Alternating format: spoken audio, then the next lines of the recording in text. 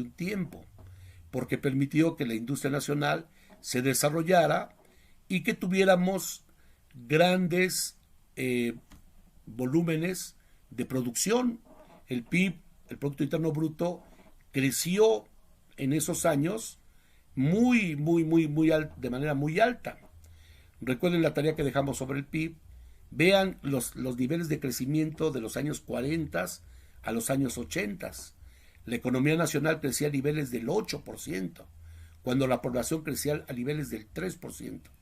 Crecía 3 veces más los bienes y servicios que la población mexicana. Entonces había una bonanza, una bonanza.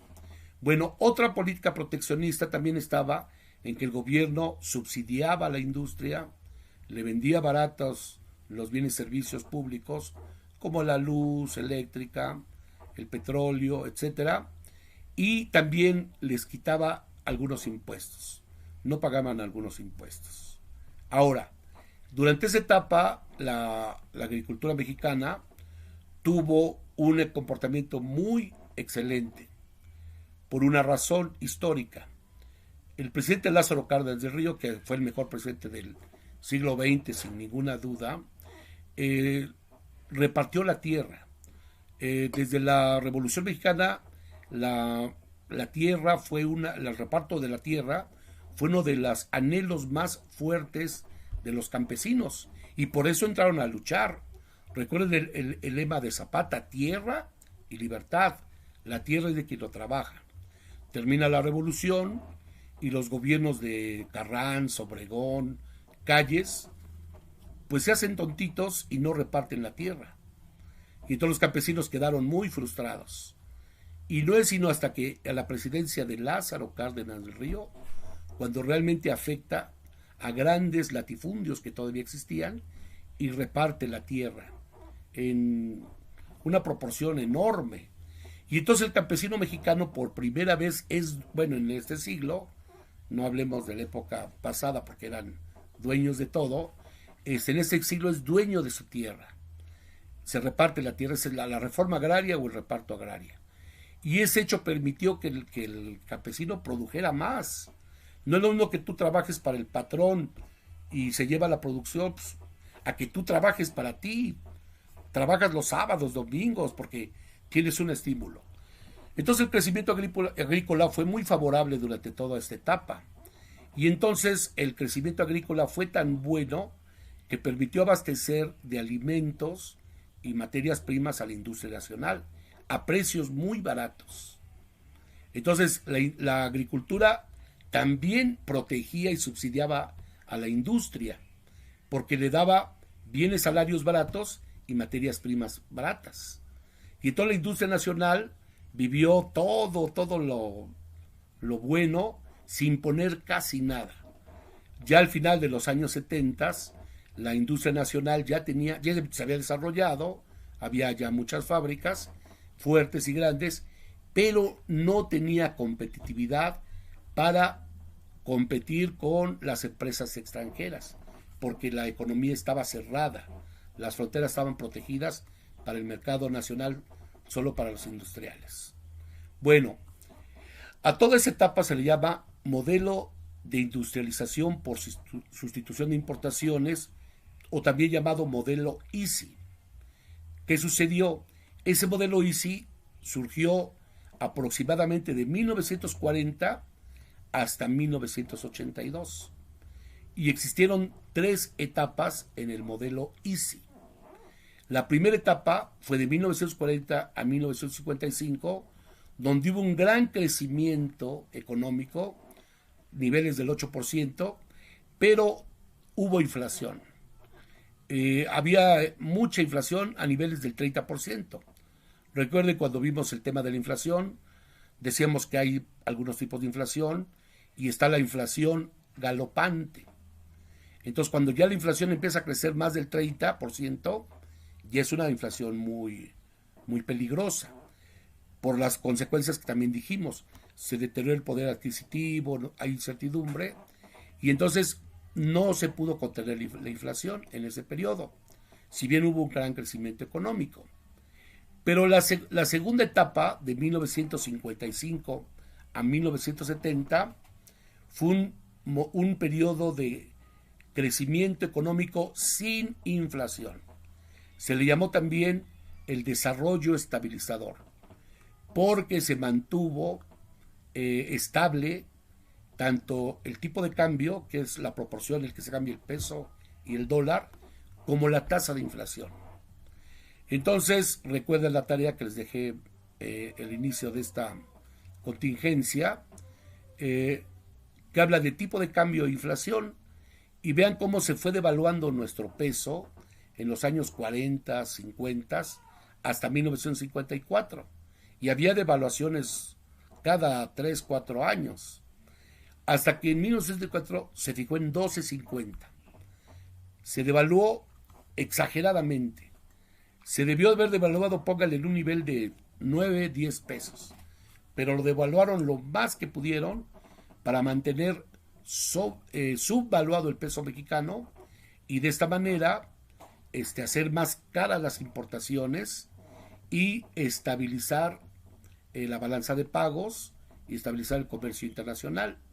Y toda esa etapa permitió también la estabilidad de precios porque se combinó con la política monetaria de restricción al circulante y de restricción a la demanda, vía gasto público, obra social, etcétera.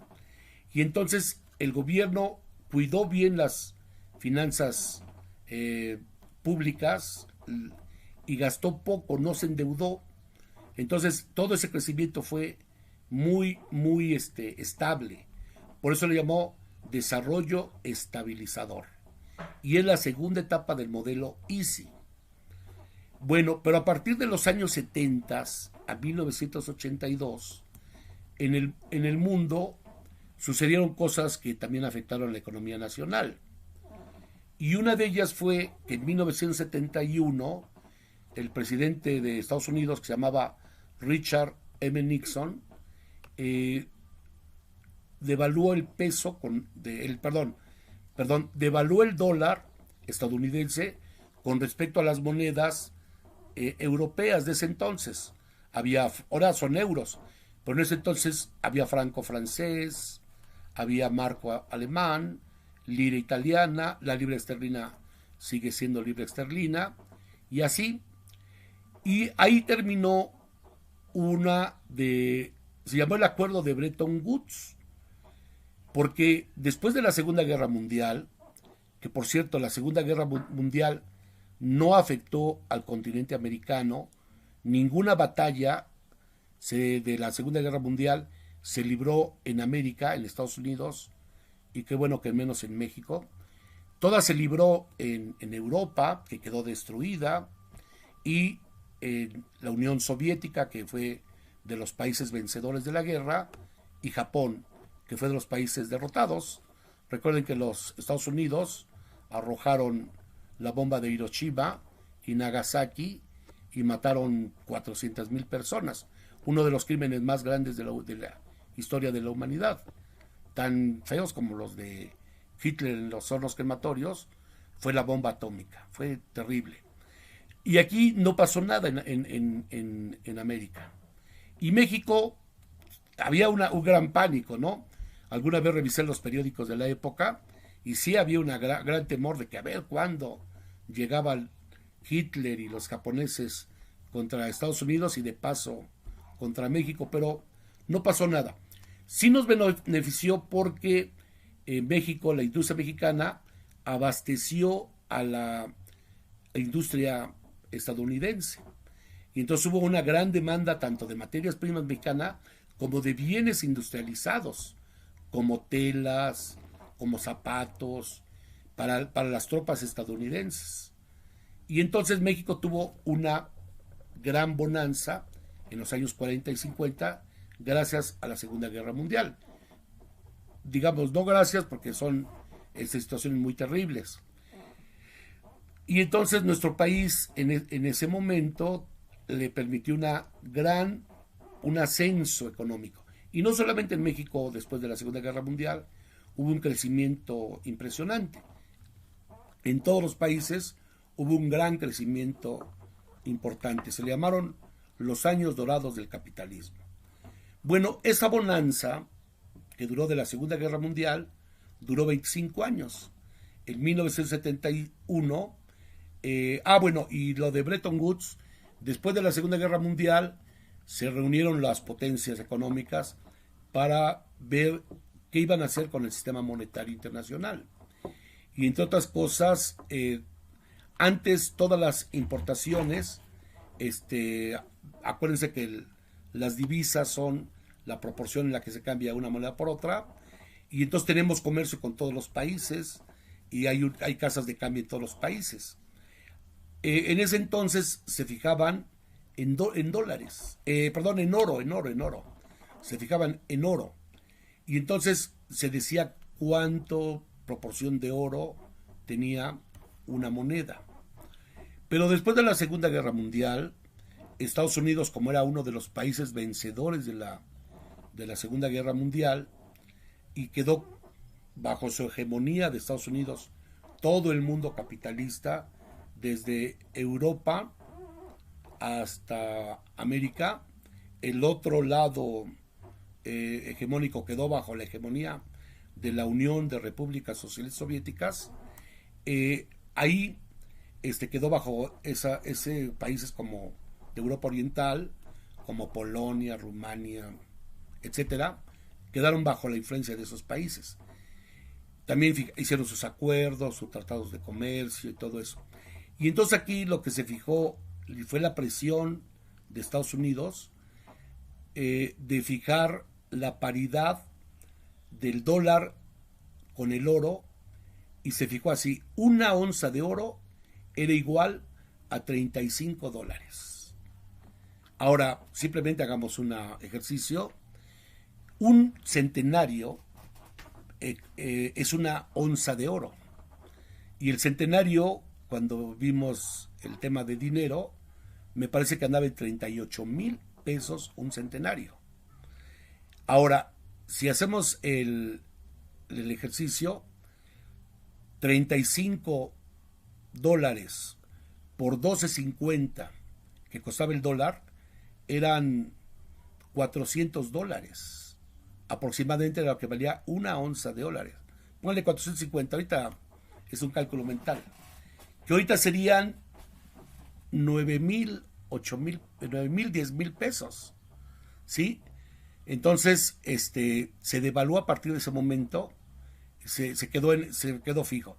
Pero con el tratado de Bretton Woods se quebró en 1971, y entonces, entre otras cosas, Nixon ya no podía sostener esa situación, ya había mucha presión de los países europeos, y entonces devaluó su moneda con respecto a las otras monedas, el dólar con respecto al marco, al franco, a la libra, etcétera, y devaluó también el dólar en relación al oro, y entonces costó 50, 60 dólares, y después ya se quitó esa paridad, y ahora están las libres fuerzas del mercado.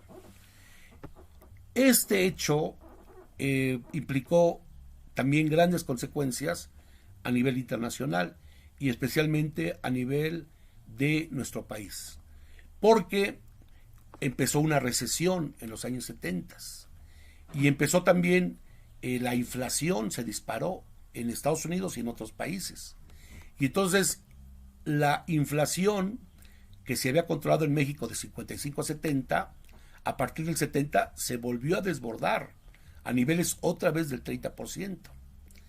Y el crecimiento económico, que estaba al 8% aproximadamente, empezó a decaer. Pero el gobierno, los administradores económicos, los funcionarios de Hacienda y del Banco de México, tenían otra idea. Y su idea era seguir creciendo. Era así como una competencia de seguir creciendo, era como una fiebre de crecer. Y entonces, ¿qué hizo el gobierno? Ante la caída de la inversión de los empresarios y el ambiente un poquito negativo a nivel internacional, el gobierno empezó a gastar más, a crear empleos. y las empresas que quebraban las absorbía el gobierno con tal de mantener la actividad económica. Eso fue bueno porque mantuvo un crecimiento, un nivel de vida, pero empezó a generar graves problemas en el país. Especialmente dos grandes desequilibrios empezaron a gestarse. Uno de la balanza de pagos, que había sido estable durante todo este periodo. De manera que poco a poco empezaron a comprar más bienes extranjeros los mexicanos. Se empezó a desequilibrar la balanza comercial. Y segundo, los gastos del gobierno no se respaldaron en un aumento de los impuestos. No hubo una reforma fiscal. Y entonces, ¿qué sucedió? Empezó a pedir prestado a los bancos extranjeros. Y la deuda de México creció de aproximadamente 4,000 millones de dólares, que eran en 1970, se disparó a 20,000 millones de dólares cuando termina el sexenio de Luis Echeverría en 1976. Se multiplicó en 5 veces la deuda externa. Y entonces empezó ya a haber ya serios problemas a nivel macroeconómico de México. Empezó a haber graves problemas. Y entonces no quedó otra más que empezar a hacerse la situación más y más difícil, y empezó ya la crisis económica de México. Y en 1976 se devalúa la moneda de México. De 12.50, que estuvo durante 24 años, que estuvo en 12.50, se devaluó a cerca de 20 pesos ese año. Y entonces México otra vez empezó a sufrir los problemas que había tenido en los años 40 y empezó otra vez el desencanto.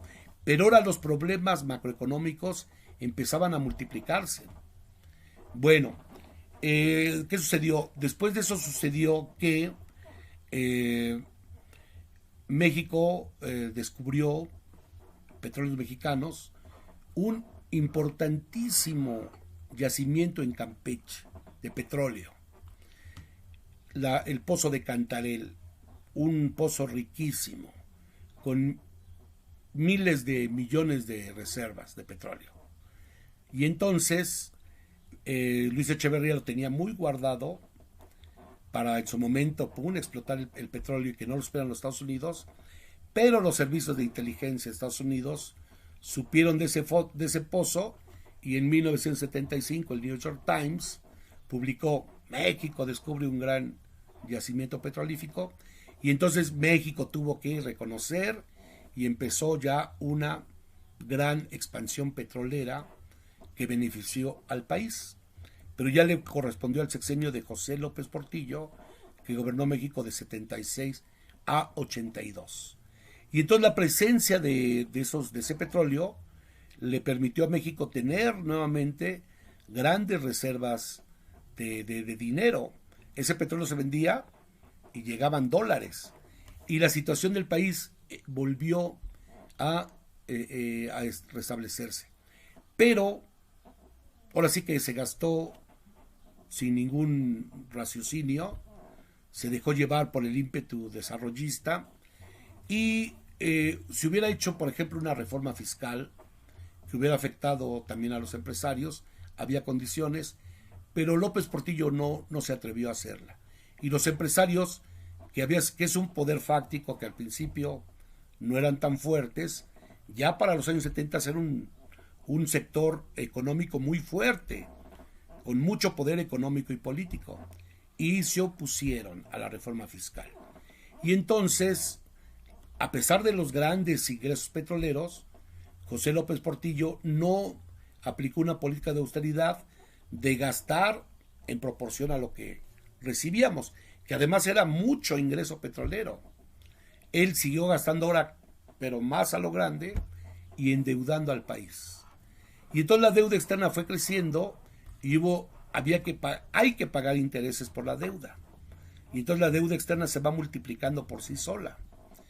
Y entonces la deuda externa fue creciendo hasta llegar a niveles de 80,000, de 20,000 al inicio del sexenio de López Portillo, a 80,000 al final, millones de dólares al final de su sexenio. Y entonces, después ya no se sostuvo esto. El gobierno de Ronald Reagan en ese entonces, Ronald Reagan en 1981, también ante una situación difícil que tenía los Estados Unidos, hizo dos medidas para proteger su economía. La primera, aumentar las tasas de interés. Y la segunda, bajar los precios del petróleo. Y entonces bajó los precios del petróleo mexicano, se desplomaron, y entonces otra vez el país empezó a sufrir graves problemas. Pero ahora los empresarios mexicanos, muy voraces, muy especuladores, empezaron a cambiar sus pesos en dólares. Le apostaron a que México devaluara su moneda y que sus fortunas se multiplicaran, porque al cambiar sus pesos por dólares, después de la devaluación, ahora tenían más pesos. Y se empezaron a fugar del país miles de millones de dólares durante 1981. Se hizo una situación ya insostenible y en 1982 finalmente caímos en una gran crisis financiera y económica. El último año, 81, México tuvo una tasa de crecimiento de 8.1. Ustedes pueden verlo en sus tareas del PIB. Y en 1982 crecimos, más bien decrecimos, menos 0.2%. Se cayó la economía así, verticalmente. Vean sus gráficas. Y entonces, ¿qué sucedió? El peso se devaluó en febrero, 17 de febrero de 1982. Se devaluó. Yo oí la noticia